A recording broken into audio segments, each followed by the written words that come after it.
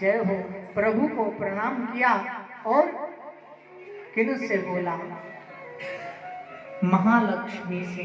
महालक्ष्मी भी पूजन हार भगवान को चढ़ा रही थी और इतने में ही वो हार पुष्प देख के खुशबू याद आ गई देव ऋषि नारद जी को, और उन्होंने बता दिया कि मैया और माँ सती के हाथ का तो भोजन और माँ सती के हाथ का तो प्रसाद बड़ा ही और सुंदर लगता है, बड़ा टेस्टी है माँ।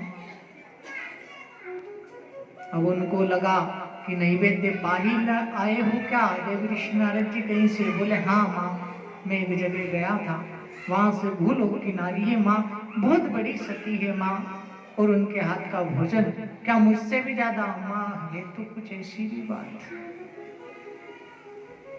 फिर वहां से और उनको समझा करके देव ऋषि नारद जी अब ब्रह्माणी में, ब्रह्मा जी के लोक में ब्रह्मणी माँ के पास में पहुंच गए। वहां गए और उनको भी कहा, अब उनको भी कहा तो उनको भी आनंद आया कहने। बोले क्या मुझसे ज्यादा? बोले हाँ माँ, लगता तो कुछ ऐसे। तीनों देवी एक साथ भेजी हो गई, चर्चा की। अभी नारद जी क्या कह करके गए हैं कि भूलों की स्त्री इतनी पावरफुल, इतनी शक्ति कहाँ से आई, हमसे भी ज्यादा बढ़ के? ऐसा तो हो नहीं सकता। तीनों देवताओं को समझाया। बोले नाथ, ऐसा करोगे तो हम देवियों को कौन पूजेगा, इसलिए प्रभु आप तो कृपा करो और उनका सत्यत्व किसी भी प्रकार से भंग कर दो नाथ। भगवान शिव जी तर्क लगा रहे हैं, भगवान नारायण ब्रह्मा क्या करना चाहिए? देवी ऐसा करना अपराध है, वो महासती है, उसका श्राप मिल गया तो ना मालूम क्या होगा। अब जाना पड़ा और तीनों देवता और ब्राह्मण का वेश धर के, साधु जैसा वेश बना करके और उन माँ के द्वार पर पहुंच गए।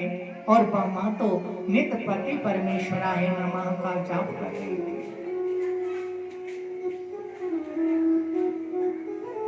नारियों का एक ही धर्म होता है, काय वचन मन पति पद प्रेमा। रामायण भी इस चीज को कहती है, काय वचन मन पति पद प्रेमा। जो सती नारी है, जो माता पति की सेवा करती है, वो माँ धन्य है। उसे वैसे ही बिगर कुछ किए ही स्वर्ग की प्राप्ति तो हो जाती है। इसलिए और देवताओं ने आवाज लगाई यहाँ पर, कहा देवी भिक्षाम देही। वो माँ अंदर से भिक्षा लेकर के आई और भिक्षा देने लगी तो तीनों ब्राह्मणों ने, तीनों साधुओं ने कहा, बोले माता, हम कोई ऐसे वैसे साधु थोड़ी ना है जो थोड़ी सी भिक्षा में मान जाए, बड़ी भिक्षा चाहिए। एक बार एक माँ पोछा लगा रही थी, आंगन में लीप रही थी, अमावस्या का दिन था। एक बाबा जोगी उधर से घूमते हुए आ गए और बाबा वहाँ घूमते आ गए और बाबा ने जैसे ही कहा माँ भिक्षाम देही, माँ ने वो पोछा उठाया और फेंक करके बाबा को मार दिया, लो बाबा ले जाओ। बाबा भी पके हुए संत थे, ऐसे साधारण संत नहीं थे। वो पोछा को बोले माँ धन्य हूँ, कुछ तो भिक्षा में मिला, मेरे पास तो ये भी नहीं था, ये मिला तो यही सही। और बाबा ने उसको अपनी झोली में रखा और ले गए और माँ नर्मदा के किनारे पे गए, पत्थर के ऊपर उसको अच्छा माँ के जल में निचोड़ा और अच्छा छिपकारा और छिपकार के साफ किया और धूप में जाकर के सुखा दिया और उसकी चिंदी बना करके फाड़ फाड़ करके अलग अलग कर ली और उनको भांज के बत्ती बना ली। दूसरे रोज फिर वो माँ के वहां से निकले और कहा माता भिक्षाम देही। बोले बाबा कोई महासंत लगते हैं जो मेरे तिरस्कार को भी सम्मान मान के और ले गए मेरा पोछा।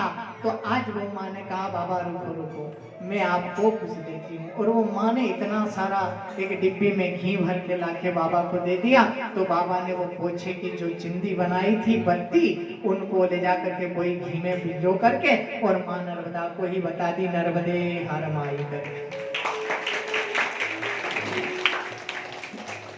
अब बड़ा सुंदर सा प्रसंग आया वहां। बाबा ने और बड़े आनंद के साथ में कहा माँ हम कोई साधारण साधु नहीं है, कोई साधारण संत नहीं है, हम दूसरे प्रकार के साधु हैं माँ, हम ऐसे भिक्षा नहीं लेते। माँ सती को लगा तो बाबा आप किस प्रकार